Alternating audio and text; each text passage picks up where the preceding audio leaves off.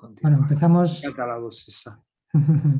empezamos con la reunión esta sobre el texto este de Beckett.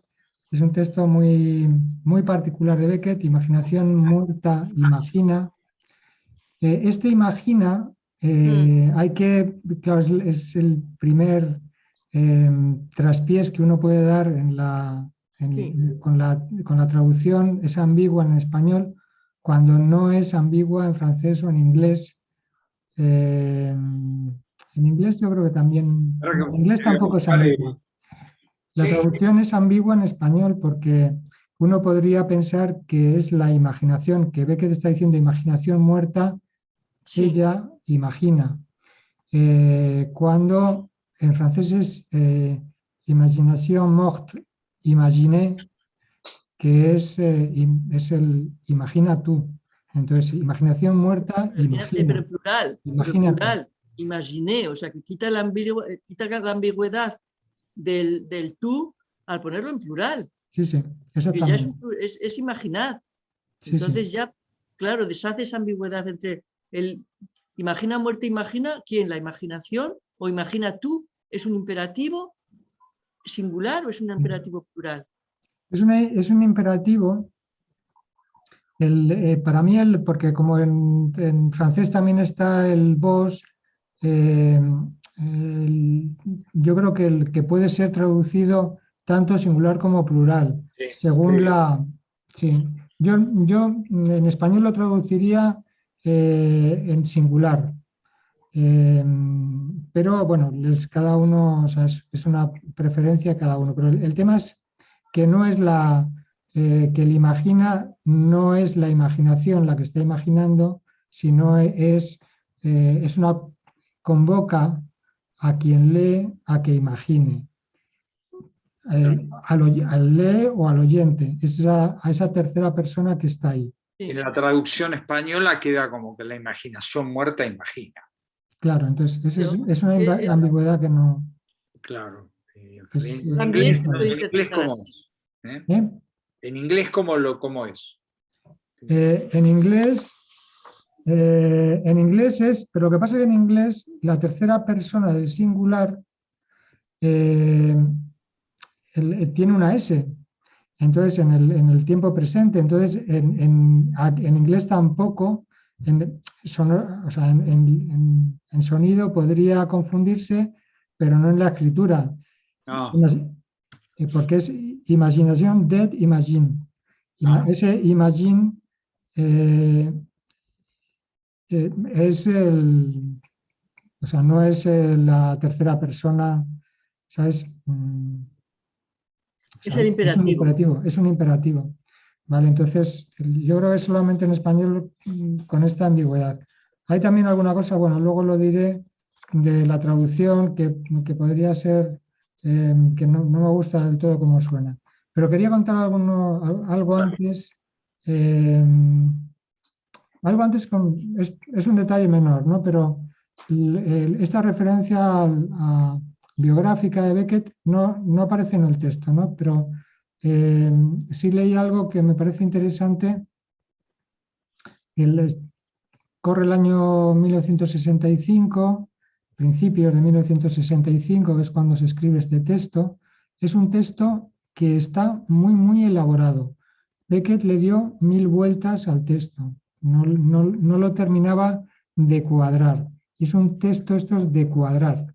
Todo el texto en sí, casi digamos que es como una especie de cuadratura del círculo o romper la cuadratura del círculo más bien. Y entonces hay una especie de cuadratura que se rompe en el texto todo el tiempo, ¿no? Bueno, pues en el proceso de escritura Beckett no terminaba de cuadrarlo y estuve mucho tiempo con él, varios meses. Entonces hizo muchas versiones y fue limando, cambiando cosas. Hay una cosa de esas versiones que me gusta como detalle, pero que desapareció en la versión final. Las figuras que están tumbadas, hombre y mujer, que son pareja, el hombre la pareja de ella en principio están presentados así. Aquí en español pone el comparsa, en francés es el partenaire, y en inglés igual. Entonces, estas figuras que están puestas de una manera muy curiosa porque están como una especie de doble simetría, una espalda con espalda y a la vez de manera invertida. Entonces están, o sea, si pliega, no sé cómo ponerlo, ¿cómo sería? Despliega así y luego vuelve a plegar así. ¿Vale? No. Entonces, Dice plegado en 3, o sea, y el tercer pliego es como del no, pie. pero una cosa es el plegado de cada figura y otra cosa es la disposición de las dos figuras. Entonces, las dos Ya. figuras están simétricas, espalda con espalda, ¿vale? Pero a la vez no simétricas con las cabezas a la altura de la cabeza, sino el cabeza con culo, culo con cabeza, ¿vale? Ya. Entonces tiene esa doble simetría o esa ruptura de la simetría sin más. Bueno, ya lo digo esto, a mí, o sea, uno puede recordar la figura del yin y el yang, cómo se meten entre sí los dos círculos. Es ese tipo de figuras, pero en vez de tender a ese equilibrio, tiene una especie de ruptura del equilibrio. Entonces yo creo que juega con ese trabajo sobre el equilibrio y a la vez suspendido el equilibrio o roto determinado equilibrio. Bueno, luego hablamos un poco de ello. Quería contar un poco algo de la biografía de Beckett. Fueron unos meses terribles, en cierto sentido, para Beckett.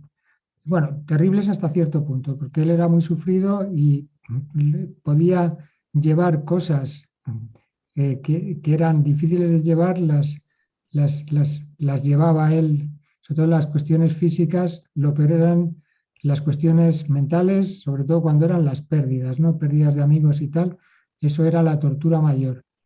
Las torturas físicas las llevaba un poco mejor, pero tuvo una tortura física esos meses porque le salió un tumor en la mandíbula. Vamos, no en la mandíbula, sino propiamente yo creo que es como por el paladar o así. Él era benigno, pero necesitaba extirpación y entonces le operaron y le dejaron tenía bueno, da igual dónde estudiar, si en la mandíbula, si en el paladar.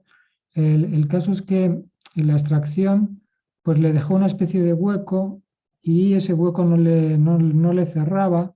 Entonces estuvo así bastante tiempo y necesitó una segunda intervención para poder reparar el agujero ese que le había quedado. Y mientras tanto, pues obviamente os podéis imaginar que comer y beber era una tortura Imagino. importante. Claro. Entonces, está el detalle ese, que, claro, no podía beber nada, entonces él, que además bebía bastante alcohol. Comer por ahí no era tanto problema para Beckett, no sacaría, pero beber. Claro, exactamente. Ahí le has dado. Comer quizás podría prescindir bastante, pero de los traguitos diarios era difícil de prescindir. Y toda la bebida se le iba por la nariz. O sea que, por eso creo que la localización yo creo que era en el paladar. Le abrieron un hueco de tal manera que se le iba al conducto nasal directamente la bebida. Oh, Entonces, bueno, en fin. Y así estuvo esos meses de principios del 65, en los que escribió este texto. Curiosamente, este texto, pero voy un momento a silenciar a Loreto. Loreto. Sí. Bien.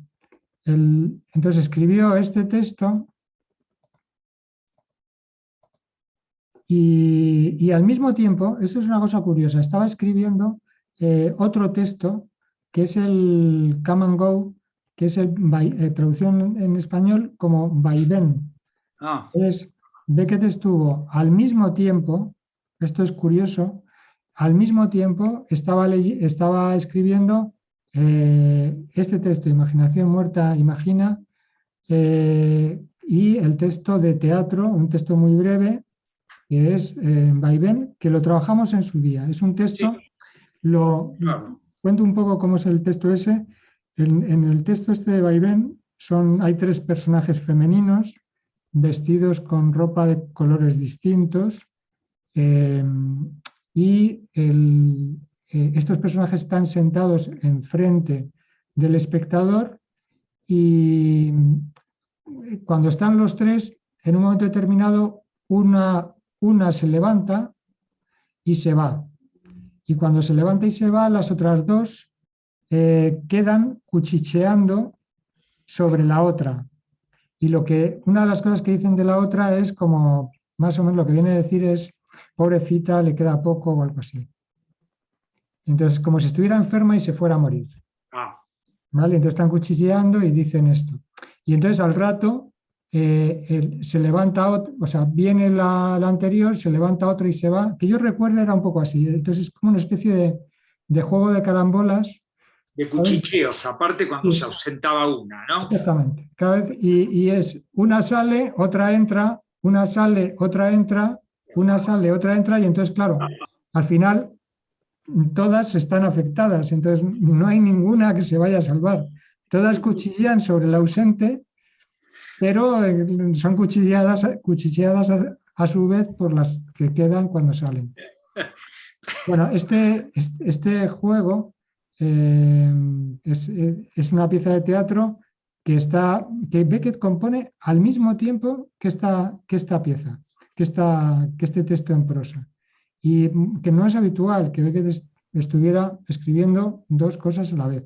Tenía un encargo, por eso escribe la otra pieza de teatro, un encargo para una presentación de textos suyos, no una presentación, sino era la inauguración de una librería del editor inglés, de John Calder, y entonces quería hacer una cosa para esa inauguración de la librería o la editorial o lo que fuera, que tuviera John Calder en Londres, y entonces le escribe esto para darle una joya, una primicia, algo inédito y tal. Bueno, que es típico un poco de Beckett en aquellos años y después, ¿no? Escribir de estos encargos para hacer favores a amigos. Bueno, este es un poco el contexto en el que escribe esto. Iba a contar antes que había una parte de estas versiones, hay algo que leí que está omitido de la versión última, pero me gustó por lo impactante que tiene la imagen. Entonces, en esta composición de figuras de lo del texto, donde el hombre está y la mujer en esta posición simétrica e invertida a su vez, de tal manera que lo más próximo a la cabeza de cada uno es el culo del otro, ¿vale? Entonces, hay una frase de Beckett que dice... lavando con las lágrimas el culo del otro. ¿Vale? Entonces, la posición es la ideal para lavar con las lágrimas el culo de la pareja. Hijo de puta, perdonen la expresión. Genio total. Qué bueno. Aquí, Y no está esto acá. no está.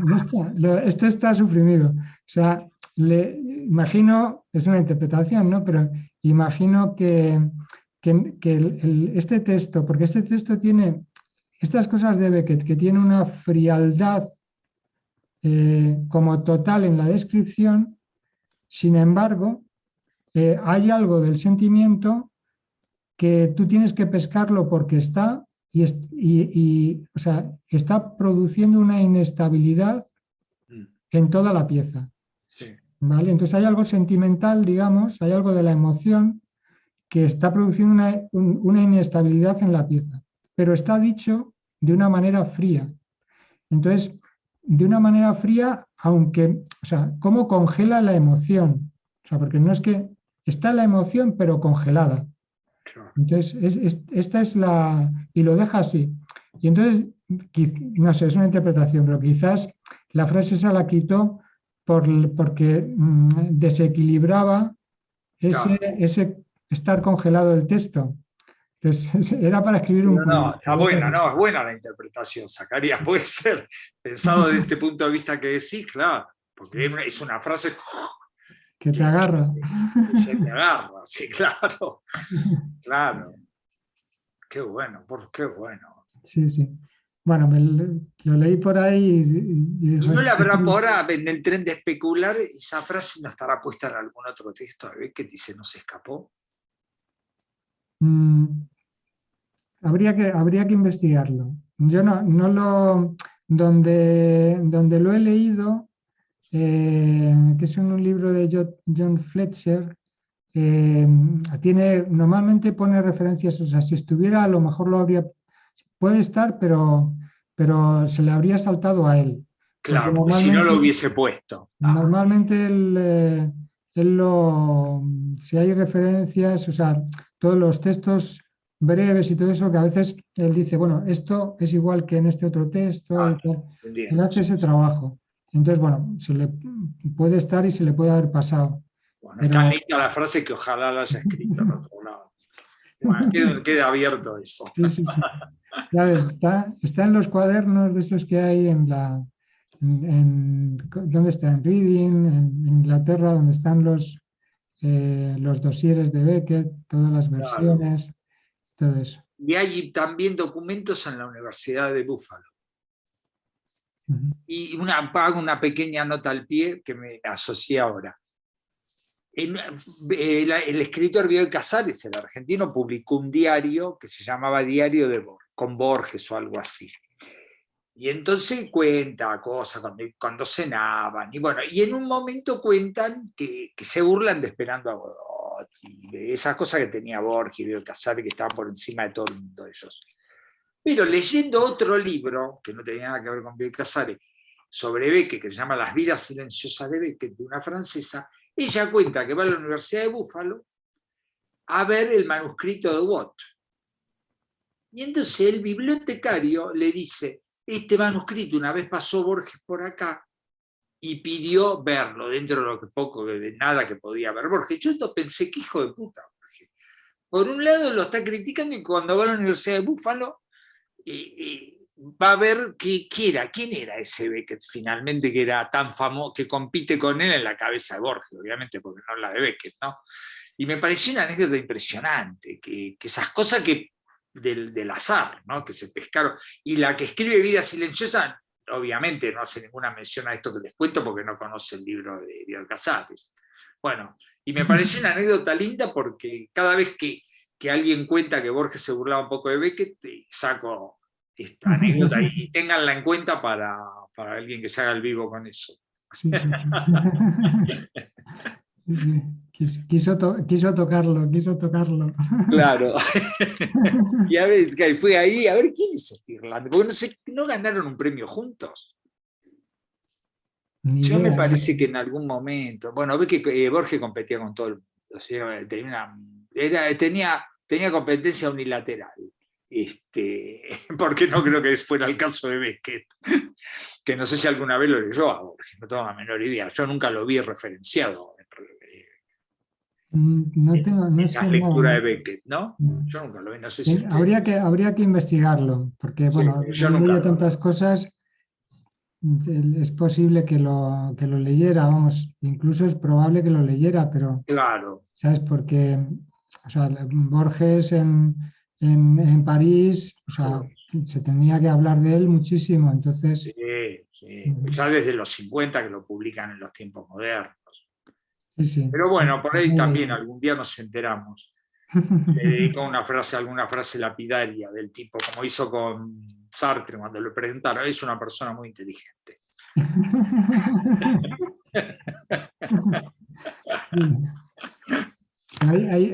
Ahí se ve que le cae fatal. Sí. Loreto, tienes el micro apagado. Loreto, tienes el micro apagado.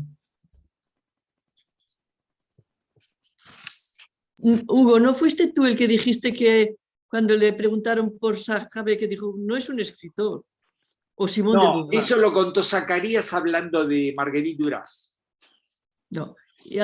O entonces eras con Simone de Beauvoir, porque también se enfadó muchísimo con ella. También, esa es la carta que yo traduje. Sí, eso, que Esa tradujo acá, Simone de que Beauvoir. y que le quitó, y no dijo a ese respecto, comentamos aquí que él había dicho, no es un escritor. No, eso lo comentó Zacarías de la entrevista que le hacen a Marguerite Duras. Esto que te digo yo está en una biografía de un checoslovaco, un yugoslavo, que le Qué preguntó bueno. por Bataille y por Sartre. Y de Bataille, bueno, lo elogió a Bataille. Y de Sartre dijo, es muy inteligente. Y el chico, o el yugoslavo, ya no me acuerdo, cuando volvió y te retranscribió en las notas, se dio cuenta que lo había matado como escritor a Sartre.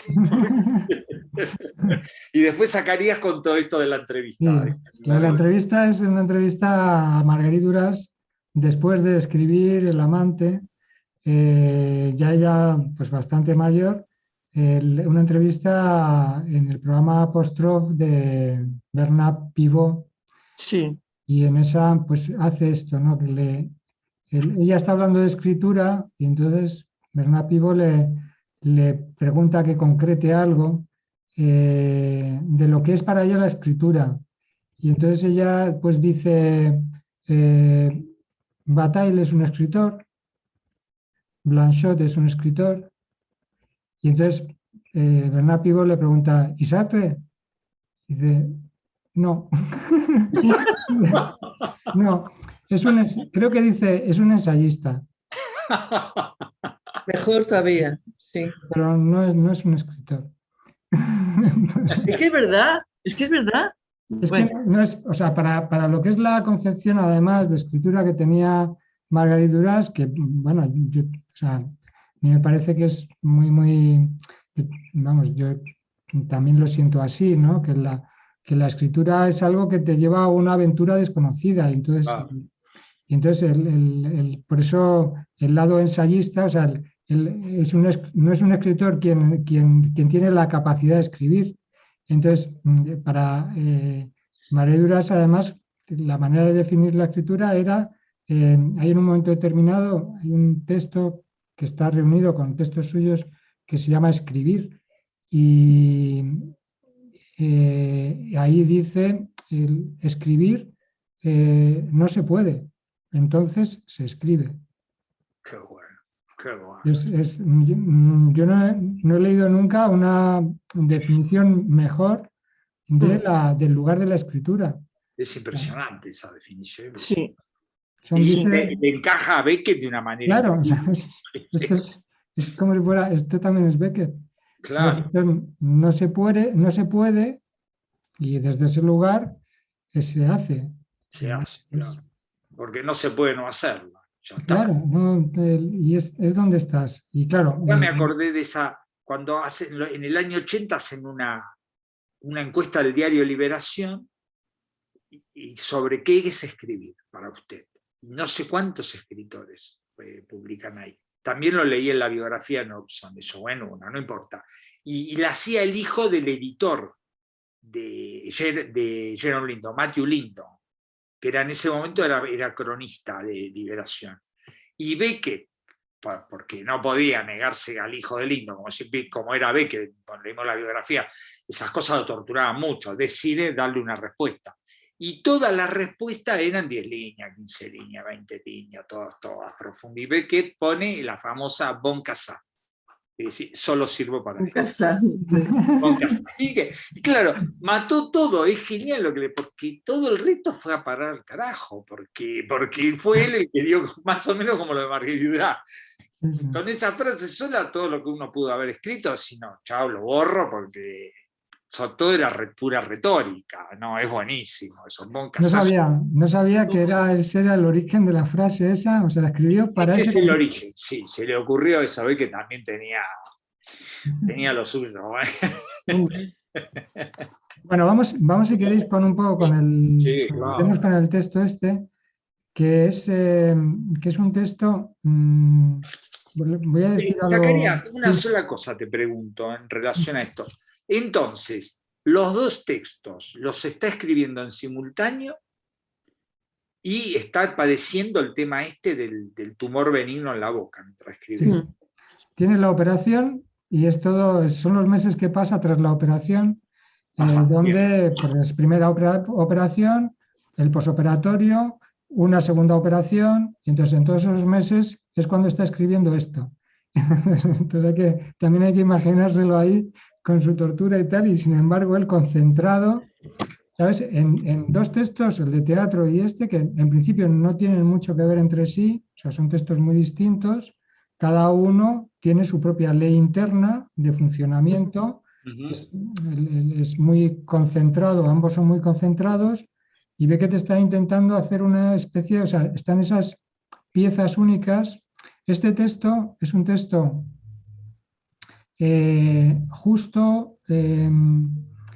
justo anterior a El Despoblador, Ah, ¿vale? Entonces, es justo después, es cuando hace todo ese texto que es mucho más largo, eh, que en inglés es The Lost Ones, que es El Despoblador, con lo del cilindro ese, con todos Sí, los perseguidores y toda la historia esa de cómo están, esa declinación casi ontológica de Beckett entre los que están, los agotados, los exhaustos, de los que se apoyan en la pared, los que están ahí derruidos, los que no dejan de moverse, los que buscan a su perseguidor. Bueno, todo ese texto lo escribe justo después de este.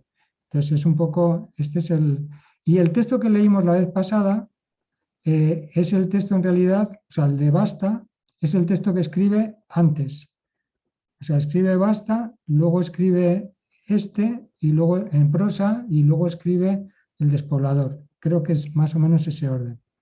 Bueno, y en este texto, para mí un poco lo importante es esta búsqueda de Beckett de reducir al mínimo, de trabajar, de dar una imagen a algo, que podemos preguntarnos esa imagen a qué corresponde. A partir, porque está el tema de la imaginación. Entonces, es en este agotamiento de la imaginación que, sin embargo, puede producir, o sea, hay algo que no se agota y produce un mundo. Entonces, ¿qué mundo produce esa imaginación de un ser que empieza como... Hay varias referencias que sitúan en el texto, se nombra a alguien, o sea, dice, empieza así, ¿no? Tiene como una especie de prólogo, también tiene como una especie de epílogo y luego tiene todo un desarrollo intermedio que tiene sus propias variaciones, ¿no? Entonces, en este prólogo, si queréis lo podemos leer. sí, sí, sí. Ni rastro de vida te dices, va, buen asunto, imaginación no muerta, sí, bueno, imaginación muerta, imagínate. Hasta toda blanca en su blancura, la rotonda. La rotonda es este lugar que ya apareció, que es esta Vos viste construcción. una línea, Zacarías, Sí, islas, aguas, sur, verdura. sí, perdón, sí, Sí, no, digo bien, ¿no? sí, Sí, sí, me sí. la comí. Islas, aguas, azul, verdura, mirada, puff, desvanecida, sin fin, omite. Este omite es borrar todo lo que no es esta construcción de la cual va a hacer la descripción y que ya lo dice, sin entrada, entra, mide. No tiene entrada la construcción, o sea, es una construcción por tanto imaginaria. Entonces, el sujeto, o sea, esto es muy complejo en el texto, ¿no? Porque hay una voz que está apelando a otro, eh, al mismo tiempo que es una referencia como reflexiva, porque te dices, ¿vale? Esta duplicación, o sea, dicho de otra manera, hay como una especie de narrador que tiene esta duplicación subjetiva. Es una manera de decirlo, cada uno puede interpretarlo a su manera, ¿no? Entonces, por eso dice, ni rastro de vida, te dices o sea, va, buen asunto, etcétera. Entonces tiene esta complejidad de esta división subjetiva o división dentro del narrador. Es un narrador, como si dijéramos omnisciente, que sabe lo que el otro se dice o crea al decirlo lo que el otro se dice, ¿vale? Que podría ser otra interpretación. No es que sepa, sino que está creando lo que está sucediendo al tiempo de decirlo, de escribirlo. Bueno, tiene esta complejidad, ¿no? Pero el tema es que está referido a la imaginación. Y entonces, y que se produce, o sea, produce esta imagen donde el que es nombrado va a entrar y va a describir, o se produce esa descripción a partir de esa entrada. O sea, es un sitio como si fuera una especie de caverna, como si fuera...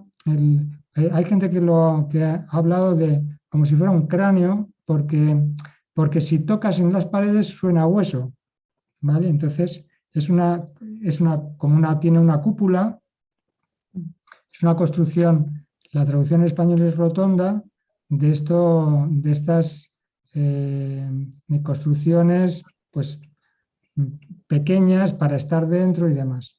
Y entonces, bueno, luego hace toda la descripción geométrica, casi matemática, del lugar, donde hay estas dos figuras, hombre y mujer, y va haciendo la descripción de ese microcosmos, de esa, como uno de nuestros compañeros, Ana, se acordaba de las bolas estas de cristal que se dan la vuelta y todo eso, es como un mundo cerrado. Ah, sí. Sí. Sí. Bueno, cada uno nos podemos imaginar ahí. Yo me imaginaba casi como una especie de cueva, un lugar así cerrado, con este cerramiento especial, porque es como óseo. Entonces, la idea del cráneo, o sea, como una especie de cráneo ampliado. Un pintor amigo de Beckett habló de la cúpula de una iglesia que tenía cerca de su casa, desde la visión desde su casa de la cúpula, que eso le había dado la idea para hacerlo como en pequeñito, esta imagen. Bueno, el caso es que se hace toda la descripción de cómo sube y baja la temperatura y la luz, y luego cómo eso tiene un orden que es alterado. Y entonces todas las variaciones de la alteración. Bueno, es un poco todo el desarrollo del texto hasta terminar en un final que es un poco... Yo os voy a preguntar por todas las interpretaciones que se os ocurran del texto. El final es un final que también o sea, que es muy ambiguo en determinados aspectos. Retoma un poco lo del principio con el di tan solo a apenas, ¿sabes? Cuando al principio dice mi rastro de vida te dices, va, buen asunto, sabes que ahí esta referencia vuelve a salir, pero como desde un lado donde, por un lado pesimista, pero de algo que no se agota, donde la palabra que domina es el no, cuando dice, o sea, como si hubiera otro sitio y entonces ya niega la existencia de otro sitio, como si solamente hubiera ese sitio. Podemos preguntarnos si es como el final de la imaginación o es el último reducto de la imaginación, o la imaginación es el último reducto que le queda al escritor o a quien sea, ¿sabes? Esa imaginación casi aún después de la muerte, ¿no? Como algo inagotable que queda ahí, más allá de que haya, o sea, cuando ya no hay nada más que eso. Entonces, ¿qué os parece? Hay un error en las letras, al final de la traducción en castellano, en las letras, pero yo traté con un compás hice un círculo y traté de ubicar todo eso para ver si me daba una idea más clara de lo que estaba diciendo. Y hay un error en la segunda versión, en la segunda vez que en la traducción en castellano pone las letras, la cabeza contra el muro dice D, y ahí era el muro B.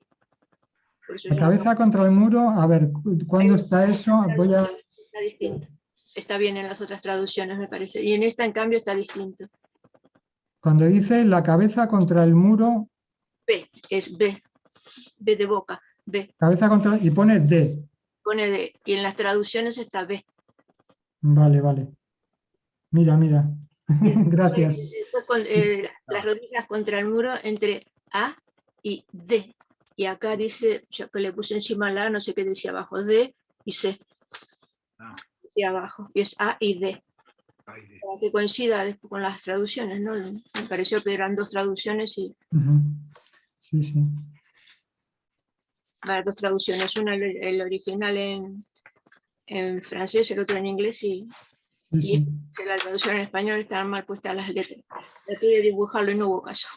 Es que, claro, quiere decir que Félix de Azúa no dibujó la figura. Claro. Le hemos pillado. No dibujó la figura. Bueno, Loreto, ibas a hablar.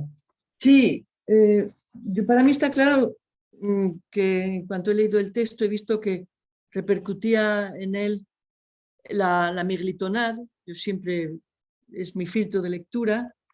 La primera de encima de que abre el ciclo de estos pequeños poemas, que es: imagina si un día eso, imagina si un día eso cesara, imagina. Yo creo que es exactamente lo que hace el texto, plantearse eso. Si muriera la imaginación, si no tuvieras ni la imaginación, ¿qué pasaría? Imagínatelo y al mismo tiempo imagina.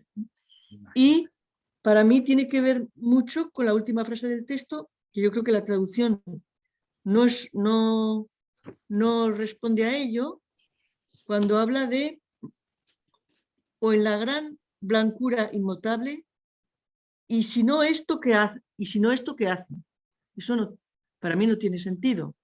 Desde luego, porque en francés es ce qu'ils font. O en la gran y si no, lo que hacen. Cerrada. Y si no, lo que hacen, es decir, que siguen haciendo eso. O sea, que en español tendría que haber dado, y si no, ¿qué hacen? Como preguntándoselo, si no se quedan así en ese estado en el que están, y si no, ¿qué hacen? Preguntándolo, y si no, lo que hacen, es decir, lo que están haciendo ya, así, lo que siguen haciendo. No sé si me seguís. Sí. Sí, pero ¿por qué decís que lo que no me doy cuenta, Loreto, es por qué decís que la traducción me pierdo? Vos decís que la traducción español, no francés acá. La traducción vos decís que no la da. La traducción, o sea, en francés dice si no, ce qu'ils font. Sí. Y si no, lo que hacen. Y si no, esto que hacen. Sí, introduce ahí, se puede entender, o sea, puede ser sinónimo, la traducción puede ser lo mismo, puede tener el mismo sentido, pero es más directa lo que hacen que esto que hacen. Sí, claro, eso es verdad. Y introduce, sí, a mí también me chirriaba. El esto no es lindo ahí. Sí. Es que requeriría siendo una coma. Y si no, lo que hacen. Y si no, lo que esto que hacen. Si pone el esto, y si no, lo que hacen. Por eso, sí, sacando el esto, y si no, lo que hacen. Sí. Más sencillo, porque si no la complica. Al poner el esto la complica. Esto lo determina, es muy determinante. Y si no, lo que hacen queda respeta la ambigüedad me parece, siguiendo a partir de lo que dice Loreto, respeta la ambigüedad de Beckett. Claro. La sugerencia, no sé cómo llamarlo, la sugerencia. El esto es muy determinante.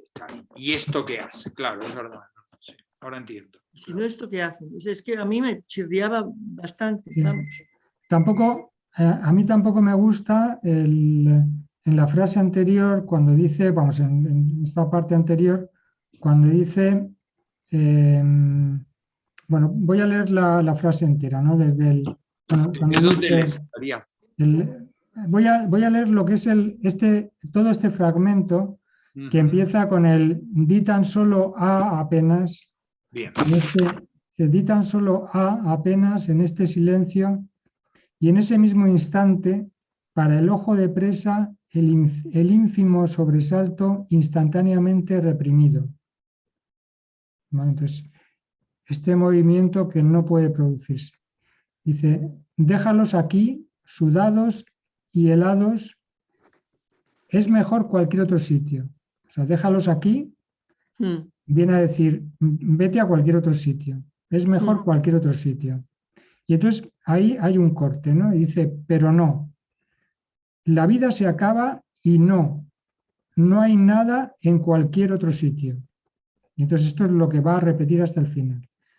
No hay nada en cualquier otro sitio y no hay que soñar con encontrar nuevamente este punto blanco perdido en la blancura, que es toda la descripción del sitio que está haciendo, etcétera.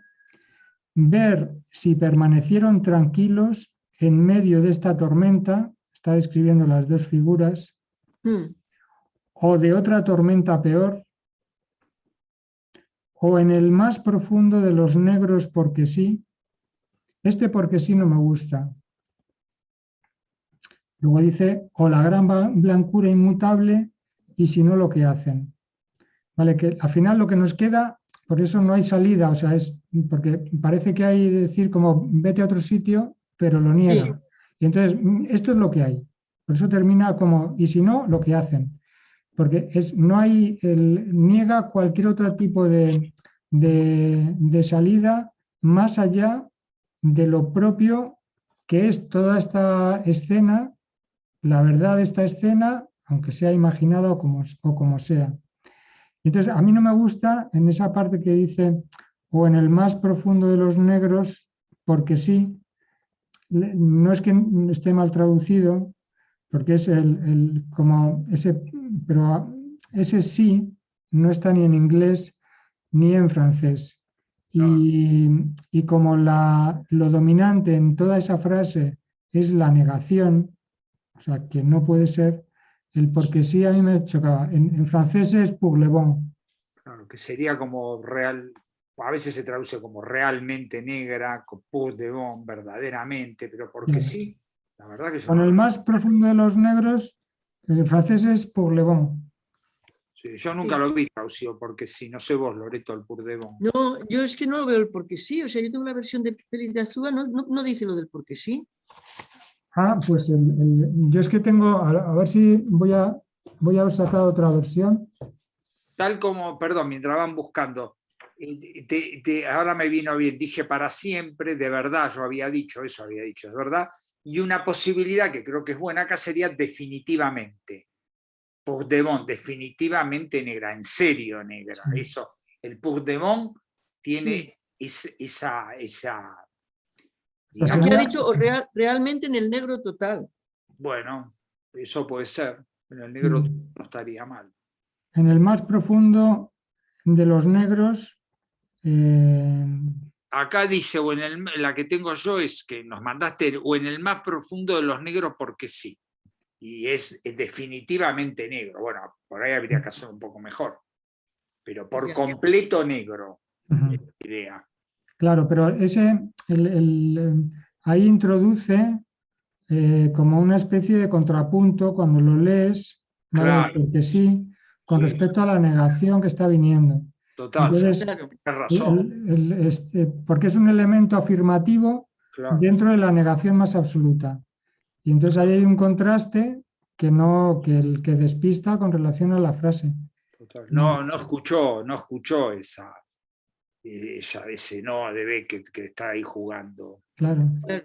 Entonces, porque no Beckett está en su resta, ¿no? En su manera de no engañarse con respecto a otro tipo de salida, a otro tipo de Mm. situación, a otro tipo de esperanza, a otro tipo de lo que sea. Es en la línea de Beckett de esto es lo que hay.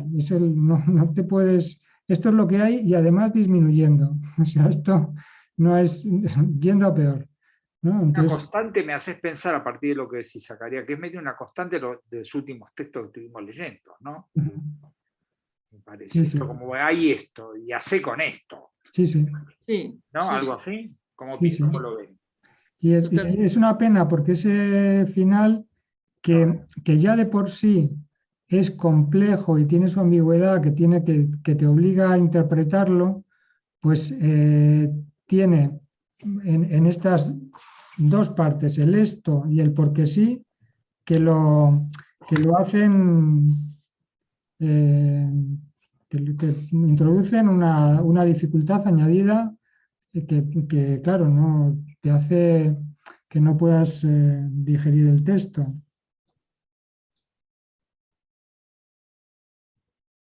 Claro. Bueno, tenemos por un lado la composición del texto. Luego también tiene alguna cosa entre medias que es que a mí me ha llamado la atención. En un momento determinado, el texto dice, hace como una alusión a lo que sería esta persona que está ahí pues mirando eso, describiendo o este personaje creado, digamos, por la propia escritura, cuando dice di tal, o entonces de él dice, reencontrado milagrosamente después de qué ausencia en perfectos desiertos no es ya exactamente el mismo, desde este punto de vista, pero no es otro. Y luego sigue la descripción de la composición, de cómo están situados los cuerpos y todo eso. Luego vamos a ello, ¿no?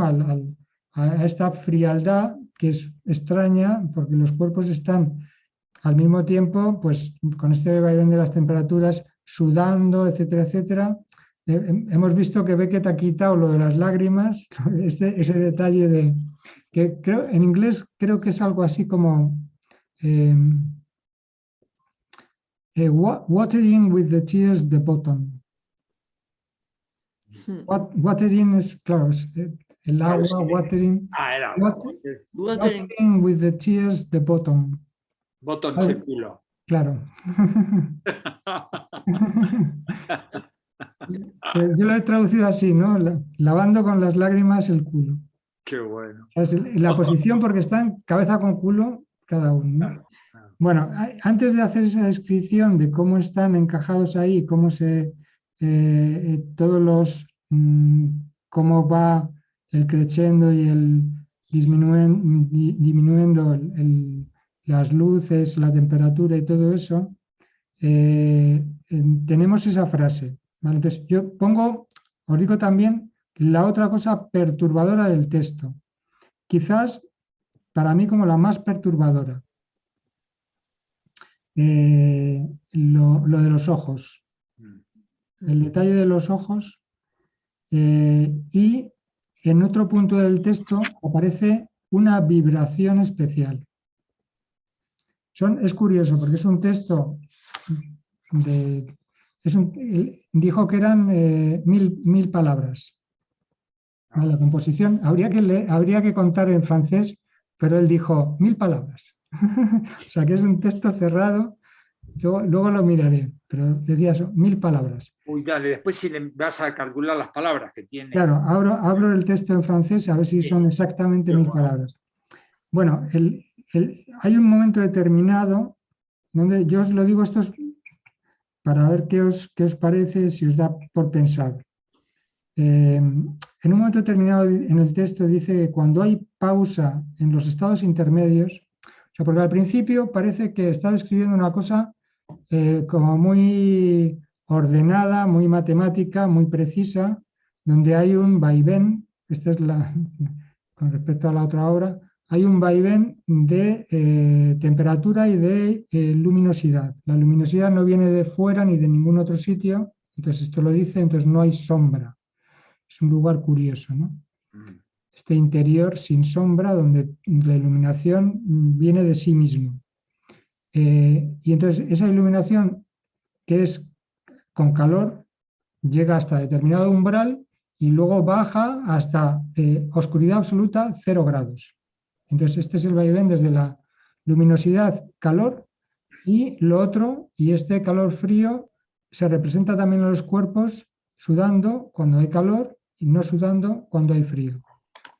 Pero este vaivén ordenado de intensidad que no se para nunca o que se detiene unos momentos cuando llega al umbral tanto por un lado que por el otro, sin embargo tiene sus variaciones, entonces tiene sus interrupciones y cuando se interrumpe puede continuar luego después retomando la misma inercia, digamos, el mismo movimiento, o bien interrumpirse y hacer el reverso, o sea, en un momento determinado parar y volver otra vez, o sea, de más a menos o de menos a más, etcétera, ¿no? Entonces, todo esto, en principio, no hay nada que no esté permitido en estos movimientos, lo cual quiere decir que hay una especie como de entropía ahí, o sea, que no es un movimiento ordenado sin más, sino es un movimiento que está, a ver, no de entropía, porque eso sería un desorden permanente, ¿no?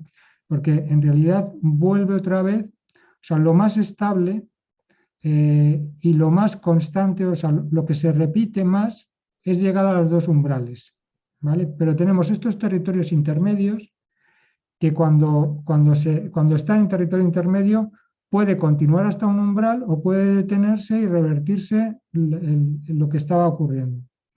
Y en un momento determinado dice, cuando hay una pausa en los estados intermedios,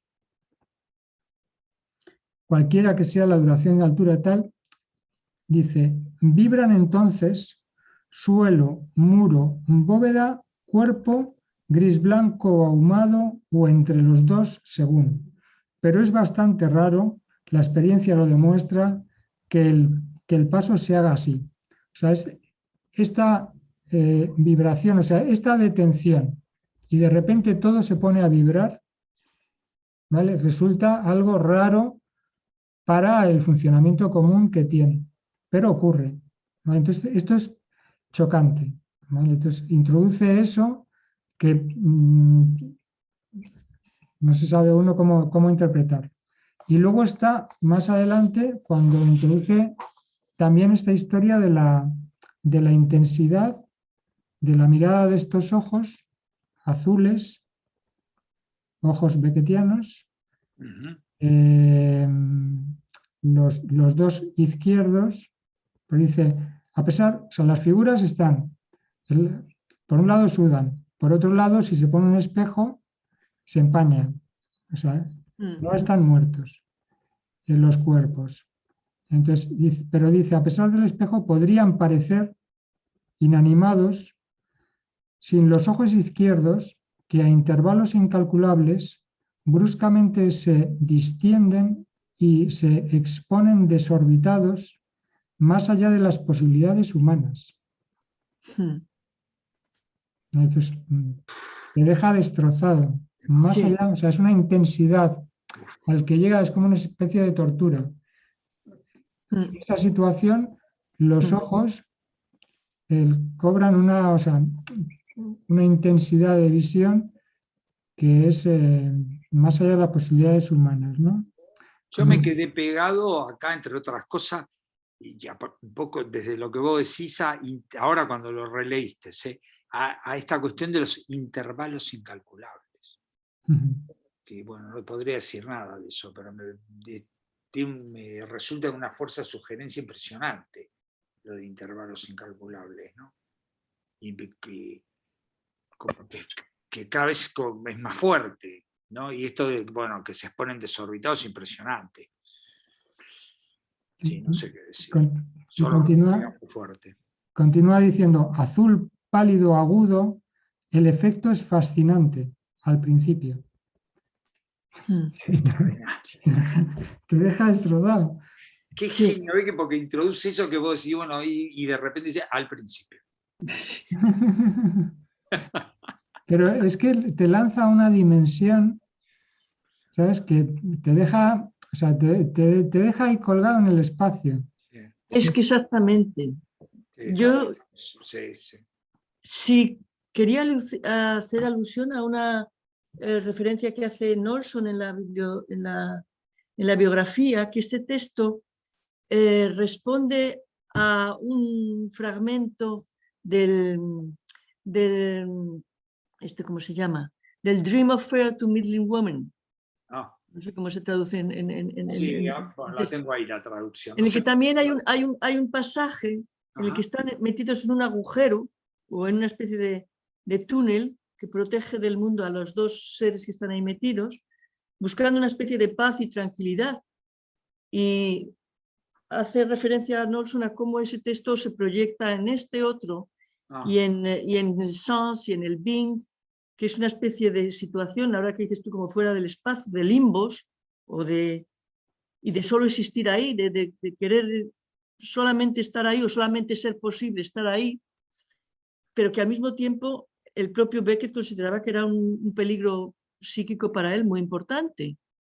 Y de ahí yo creo lo que tú dices, que al mismo tiempo estuviera escribiendo otra cosa al mismo tiempo, ¿no? Ese vaivén que le saca un poco de esta especie de tortura psíquica que es en el fondo, porque a mí este texto, primero cuando lo leí, al principio pensaba que estaban metidos en un ataúd, pensaba que estaban muertos, o sea, me parecía que sobre todo salía lo del el frío, luego ya vas viendo que no, que es esa vibración y ese mínimo vital, o sea, ese mínimo de tono vital al que puede agarrarse y que es en el fondo lo que le atribuye a la imaginación, ¿vale?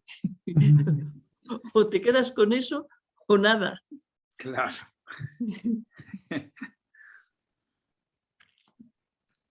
A veces hemos recordado porque también claro, estamos a mediados de los años 60 y son escrituras que, que pueden ser llevadas a escena, o sea, juegan con no todo, porque o sea, la diferencia con el teatro, o sea, Beckett hace o sea, trabaja de una manera muy diferente los textos en teatro que la prosa. O sea, estas cosas, detalles, como lo que tú decías, e intervalos incalculables, estas cosas que dice, claro, esto en teatro no, No, no claro, puedes, como lo tienes que trabajar de otra manera, esa dimensión, esa profundidad en el texto que introduce Beckett.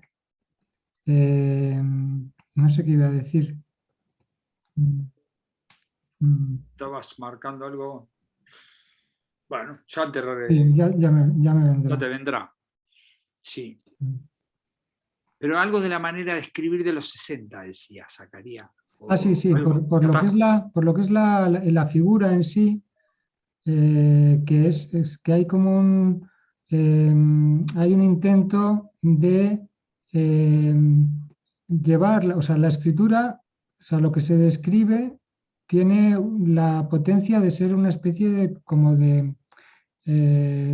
de happening o ¿sabes? Que tiene esta de obra, si no teatral, una obra como de esa concepción del arte moderno, donde es para visitar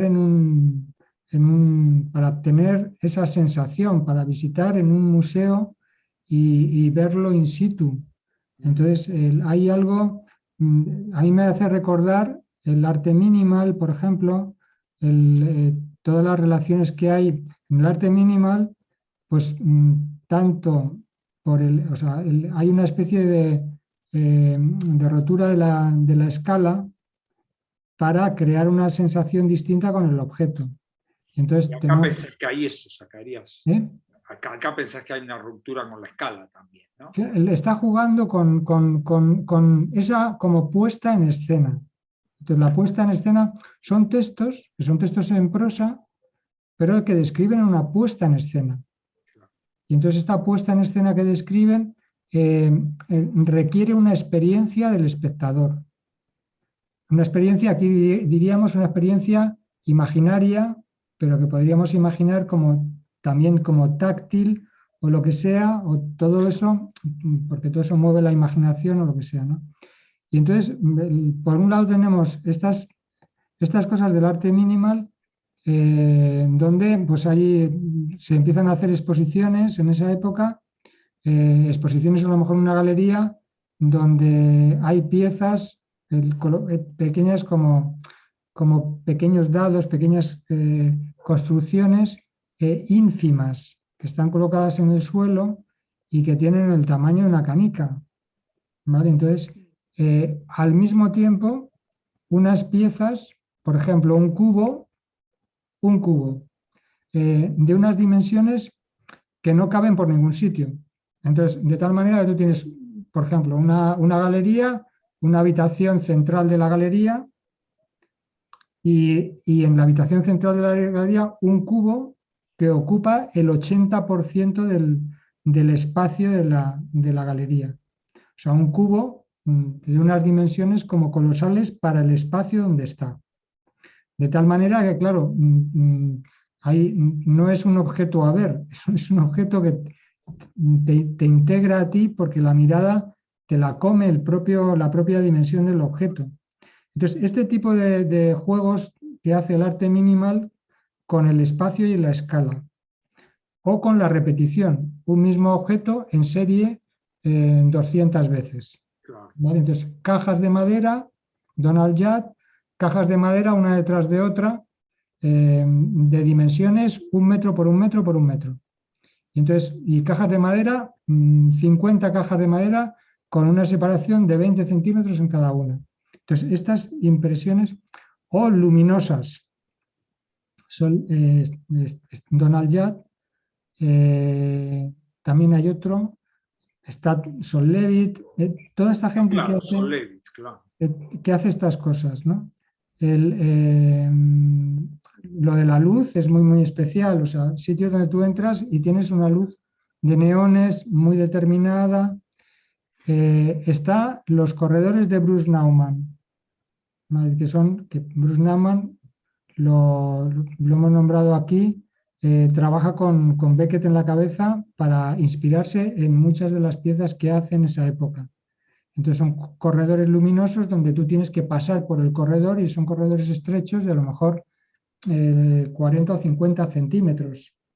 Y entonces son como si dijéramos 2 tablones puestos verticales que hacen como de 2 paredes y con unos neones determinados dando una luz, imagínate amarilla o verde, muy intensa, y tú te metes por ese corredor atravesando esa luz, ¿vale? O sea, están inspirados en Beckett. Que Beckett fue un hombre que, digamos, como un artista que miró a los artistas contemporáneos. Sí, sí, pero además todos estos... Bueno, a unos miró, otros no importa, pero tenía como un ejercicio de la pintura contemporánea, de la música contemporánea también. ¿No? Sí, esto para ratificar lo que decís. Sí, sí, entonces yo creo que no es... que la idea no es, digamos, voy a intervenir en el arte contemporáneo. No. Obviamente no, pero la idea es que está como lo que está trabajando, o sea, no deja de moverse artísticamente. Claro. Entonces, llega un momento en que lo que había dado de sí, o sea, se le ha dicho el último modernista, ¿no? El título este de la biografía, el último modernista, de Cronin, Anthony Cronin, que la titula así.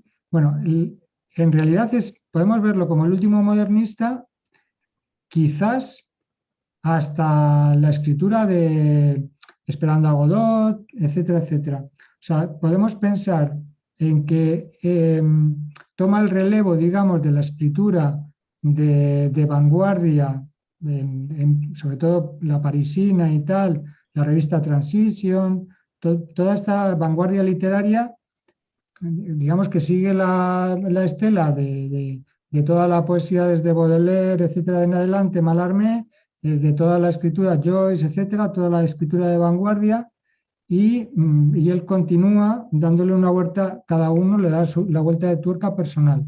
Entonces él va a darle la vuelta de tuerca personal a esa escritura, haciendo una especie de despojamiento. Él llevaba una línea, que era una línea lastrada por ese poderlo todo de Joyce. Entonces, ese exceso de coco, digamos, ese exceso de erudición, y entonces manda la erudición a tomar por culo y, y se queda pasa a trabajar la esencia de las cosas, ¿no? De la esencia de los propios sentimientos, de lo que ve, de lo que sea. Y en ese trabajo de la esencia, pues imprime eso, una exigencia en la escritura, que es una especie de exigencia constante y que le lleva de texto en texto a producir otra cosa, a crear otro objeto. O sea, entonces parece un escultor creando un objeto tras otro, ¿vale? Entonces, una nueva pieza. Y que cada pieza tiene su propio mundo de funcionamiento, etcétera, etcétera. A ver, esto forma parte de la vanguardia, que cada pieza sea su propio mundo y tenga sus propias reglas y tal. Pero simplemente continúa y no se repite y lo lleva a más, a más, a más. Y entonces llega un momento en que esto dialoga, o sea, es lo que se está haciendo también en otras artes, y por eso es casi en un momento determinado lo que él decía, que no sabía si sus textos, si el formato ideal era el libro. Claro. ¿Vale? Pero además luego pasa a la televisión, pasa a hacer cine, pasa a hacer las obras de teatro, pero ya para televisión, con el medio de instrumento, con la imagen, cosa que no consigue el teatro. Entonces, claro, que explora todo lo que son las vías posibles, ¿no? Sí, sí. De acuerdo con el momento concreto. Hay una representación, hay una compañía que es una compañía extraordinaria de teatro, Mabou Mines, no sé cómo se dirá. Yo he visto vi una representación en España de esta compañía y yo creo que, a lo mejor me equivoco, pero yo creo que era Casa de Muñecas de Ibsen, representado por ellos en el Teatro Español en un festival de otoño, pues hace 20 años o así. Es una compañía que hizo durante muchos años, en los libros estos que hay sobre teatro de Beckett, que hizo, no es que se especializara, pero hizo muchas representaciones de las obras de Beckett. Y una compañía de vanguardia alucinante. O sea, que hacía unos trabajos, cada obra hacía una obra de arte. O sea, de lo que son unas representaciones verdaderamente magníficas, extraordinarias. Y yo he leído sobre ellas. Entonces, al menos la he visto una vez, ¿sabes? Y no era de Beckett. Pero era una cosa totalmente especial, ¿sabes? Que no es decir, bueno, ¿cómo han hecho con esta obra de teatro, cómo han hecho esto? Sé que hay, lo he leído, que hicieron una representación, o sea, una puesta en escena de este texto. ¿Vale? Y que hablaron muy bien de ella y demás. Me he metido por internet a ver si diera la casualidad de que pudiera estar en línea. No lo he encontrado para nada. Desgraciadamente, por estos eran unos años donde, claro, no había, en la mayor parte de estos años no había ordenadores todavía, etcétera. Y entonces las grabaciones, pues habrá muy pocas grabaciones hay fotos de muchas representaciones porque claro, se hacían fotos, la fotografía sí, siempre que se hacían fotos de todas las obras y demás, pero filmado muy pocas veces. Y entonces, pues son cosas que, claro, hay que hablar con alguien que lo haya visto, o si no, claro, para que nos cuente. Nos perdemos. Pero me ha dado, o sea, por una parte me ha dado como ilusión el hecho de que, porque estos trabajaron, por ejemplo, creo que lo hizo esa compañía. Yo he visto alguna foto el Despoblador, sí. ¿Sabes? Con una representación muy especial hecha donde hay un personaje, hay pues, alguien como con una gabardina, ¿sabes? En escena. Entonces, es un único personaje, digamos, que es como si fuera el narrador, y entonces está en escena con una gabardina caída hasta el suelo, estas grandes, tipo Bogart, abre la gabardina y entonces al abrir la gabardina monta en ese espacio que crea, monta el cilindro con los personajes como si fueran figuritas pequeñitas. Y entonces esto puesto en escena, a su vez, con la iluminación, y yo creo que con una cámara o algo así, pero crea esta doble visión de acercamiento, distancia.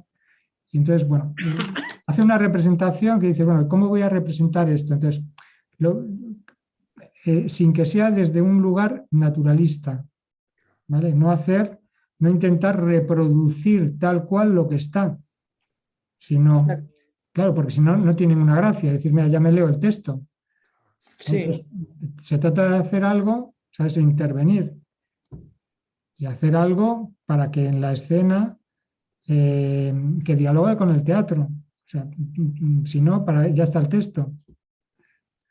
Si lo vas a hacer, si vas a llevar el texto de prosa a escena tal cual y reproducirla, no, tienes que hacer una intervención con eso. Entonces, bueno, nos quedamos sin saber qué intervención. Este texto da, ahora que lo decís, este texto da, ¿no? Claro. Para que una compañía de teatro se anime.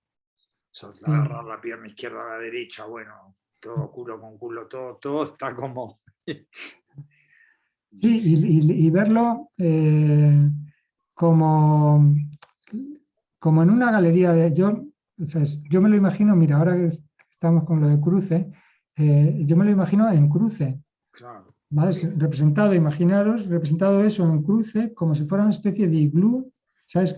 Y yo lo pondría como, digamos, como transparente, ¿sabes? Una especie de cúpula transparente y las piezas ahí y que tú puedas moverte alrededor, ver y hacer todo el juego de luces. Tendríamos que animarnos. Cuando yo era niño, tenía un amigo que se dedicaba al teatro y se le ocurrió la idea que íbamos a representar la obra de Tom Stoppard, donde que está Lenin, Tristán, Sara y Joyce, que es al final no llegó a nada eso, pero durante unos meses estuvimos muy ilusionados y después nos acobardamos y no nos animamos. Y siempre pienso, y hablamos con otro amigo, qué bueno, decimos cada tanto haberla hecho, nos tendríamos que haber animado a hacerla en casa, porque el proyecto era, y si las hacemos en 2 o 3 casas de amigos y vemos qué pasa, tendríamos que hacer algo así en Cruces. Creo que sí, yo me animo. Yo sí que hice teatro. Ahora también. Sí, sí. Yo presenté Ionesco, Le Maître de Ionesco, ¿no? Bueno, a mí eso me gusta mucho. A propósito de teatro, en el Teatro Español ahora está pasando una obra de una compañía muy buena, La Zaranda, que tienen mucho que ver con Beckett, son terribles, ¿no? Se llama La Batalla de los Ausentes, han hecho otras como Ahora todo noche, no sé qué, y son fantásticos, ¿eh? Y os recuerdo que había el 22 y 23, te mandé un correo, Zacarías, de que había un seminario en la Universidad de Almería, de donde viene José Francisco, sobre Beckett y el humor. Es un curso de doctorado. Sí, se me pasó, sí. Yo intentaré seguirlo, porque es el aspecto que más me gusta de Beckett, es el humor. ¿Pero lo hacen es online o algo así? Online, se puede hacer online. Sí. Es los días 22 y 23. Ya os paso, si no, la información, si queréis. En algún momento. Vale. Y Hugo, no conozco la obra esa de Tom Stoppard, ¿qué tal es?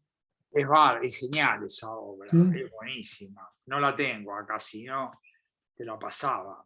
Pero no me acuerdo quién la trajo. Bueno, sé que una obra genial, y estábamos dando vuelta y bueno, y se encuentran los tres en Zúrich. Y seguramente Tom Stoppard los imagina a los tres en Zúrich y ahora me lo olvidé todo, pero era buenísimo eso. Sí. Y para hacer a Lenin habíamos elegido, bueno, nuestro amigo que se llamaba Sergio, para hacer a Lenin eligió a uno de nuestros amigos que era mayor que nosotros, todavía vive, tiene 91 años, que era del Partido Comunista, que sigue siendo del Partido Comunista con 91 años todavía, ¿no? Y entonces él era Lenin. Estaba muy bueno eso. Sí, sí. Qué bien. Sí. Yo creo que se consigue, porque la traducción, si mal no recuerdo, se hizo en España. Había unos cuadernos de teatro, unos libros, que había otra obra de Tom Stoppard, la de Rosencrantz. Sí, a mí me gusta mucho Rosencrantz y Guildenstern están muertos. Porque hay una película de esa. Sí, que está hecha, la película está hecha también en colaboración con él. Claro. No sé si la dirige él o él escribe, o si está hecha en colaboración con él. La película está bien, a mí me gustó también. Y la obra es una maravilla. Yo creo que es lo mejor de él, de lo que he leído, ¿no? Y además siempre me ha encantado el inicio de esa obra de Rosencrantz. Pero claro, claro, para los ingleses, esto de jugar con los personajes, iba a decir beckettianos, shakespearianos, con esta pareja de Rosencrantz y Guildenstern, sacarlos y ponerlos como, o sea, hacer un Hamlet desde ellos, de teatro moderno, de teatro contemporáneo. En toda esta, recuerdo el inicio, ¿no? que están los dos, están uno tirando una moneda al aire, entonces es como cara o cruz, ¿no? En inglés esto es heads o tails, cabezas o colas. Y entonces tira una moneda y entonces el otro pues dice cara. Entonces, y el otro se está llevando todo. Entonces, o sea, si dice cara, siempre sale cruz. ¿Vale? Y entonces quien tira la moneda se va llevando una detrás de otras. Y entonces, esto es lo que la acción empieza así. Y entonces el otro empieza, el que está perdiendo en principio, introduce el cuestionamiento sobre las matemáticas, sobre el problema de las probabilidades. Entonces, porque ciertamente, cada vez que tú tiras una moneda, existe un 50% de probabilidades que salga una cosa u otra. Y entonces, bueno, no te puedes quejar. O sea, si tú dejas la probabilidad, ¿sabes? Porque está la ley de la probabilidad. Si tú tiras la moneda 1.000.000 de veces, cuantas más veces la tires, se acercará al 50% que salga cara y cruz. Esa es la ley de la probabilidad. O sea, debería ser así. Pero no hay nada que obligue a que salga cara o cruz cada vez. Por lo tanto, son dos leyes que compiten entre sí. O sea, si no hay nada, podría ser que siempre saliera cara. O sea, la casualidad podría... O sea, ¿por qué esta vez no? Y entonces introduce este detalle de humor. Entonces, bueno, no me acuerdo cómo lo hace, pero lo introduce de una manera súper cómica, ¿sabes? Se está perdiendo y lo introduce de una manera súper cómica, es decir, como no me puedo quejar, pero esto no funciona. O sea, hay aquí algo que no está funcionando. Claro, que es perder tanto. Claro. O sea, sí, y mira, fíjate, tiene este vaivén, ¿no? Porque da la sensación de que lo que se trata es que una de las dos bolsas de dinero se vacía mientras la otra se va llenando, y que cuando llega a un umbral se empieza a vaciar mientras la otra se va llenando. ¿Vale? Entonces, como si saliera, imaginaros si hay 20 monedas, como si saliera 20 veces cara, y cuando termina de salir 20 veces cara empieza a salir cruz y sale otras 20 veces cruz, y entonces, fijaros, esto es el juego, que hay algo, la gente decía en la época lo del absurdo y tal, hay otra cosa distinta que está funcionando, no lo llamamos absurdo, pero que es una introducción de una especie de perplejidad ante el mundo, explicada ahí en términos matemáticos. Entonces, Beckett aquí en este texto, esa perplejidad ante el mundo, pues bueno, de la propia imaginación, etcétera, lo hace con este texto. Entonces, me parece súper... En Watt, me haces acordar ahora que en la novela Watt hay montones de cálculos, pero que es un infernal, es un infierno esa novela. Yo me reí como loco y a la vez me infernal porque no termina nunca es abismal, la verdad, es una novela abismal, es una cosa impresionante. Muy bien. Venga, si queréis lo dejamos por aquí. Entonces, tenemos muchas cosas por leer, porque por ejemplo, Watt no hemos leído nada, y tenemos también teníamos cómo un es... proyecto, antes que termine, teníamos un proyecto que era leer una novela entera, pero la teníamos proyectada, a ver si lo digo bien. La idea era, por ejemplo, elegir una novela, fijar una fecha, mientras tanto vamos leyendo textos cortos, y por ejemplo 4 meses, dentro de la reunión cuarta hablamos de la novela X que elijamos, Watt, etc. ¿Se acuerdan? Sí, yo creo que está bien recuperar ese proyecto. Yo tengo problemas con alguna, podría ser, por ejemplo, estamos diciendo Watt, podría ser Murphy, podría ser alguna de estas.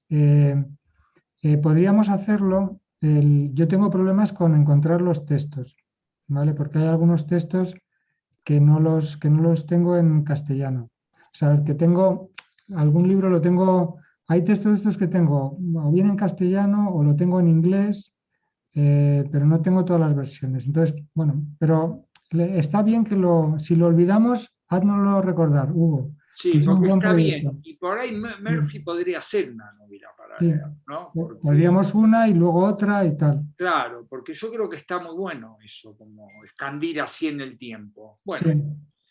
Y hablar de toda ella, de la experiencia que ha tenido cada uno con toda la novela. Exactamente, una reunión dedicada a la novela. Bueno. Sí. Fenomenal. Muy bien. Venga, pues, venga, muy bien. Loreto, nos vemos el 25 de marzo, entonces. Sí, claro. ¿Y tu libro qué pasa? ¿No se va a presentar también un libro tuyo? Al mes siguiente. Al mes siguiente.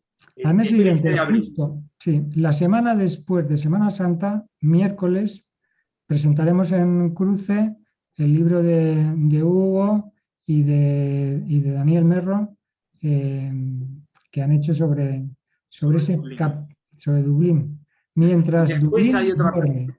Es un título. Después hay otra presentación que es la traducción de Isidro de la soberanía. Tenemos otra presentación. ¿Cómo? Después viene otra presentación que es para mayo, fines de mayo posiblemente, ¿no? Así creo que más o menos hablamos. Que es la presentación de la traducción del libro Yorbata y la soberanía que hizo Isidro. ¿Y el tuyo cómo se llama? Mientras Dublín dormía. ¿Y qué es? Es un libro con ilustraciones y textos. Y toma los últimos 2 capítulos del Ulises y el monólogo de Molly. Yo lo tengo aquí, pero se va a ver al revés. De acuerdo, sí. Se ve al revés, pero tengo la cámara al revés. De acuerdo. Es un libro precioso. Fantástico. Pues qué animación, qué bien. Bien, qué bien, sí, que hacemos todas esas presentaciones, buenísimas. Ya estamos liados hasta no se sabe cuándo. Hasta verano. Vendrán más presentaciones. Bueno, venga, lo dejamos aquí y nada, que tengáis... Vale, pues hasta pronto. Chao, nos vemos. Chao, nos vemos. Un abrazo a todos. Un abrazo. Chao. Sí. Chao.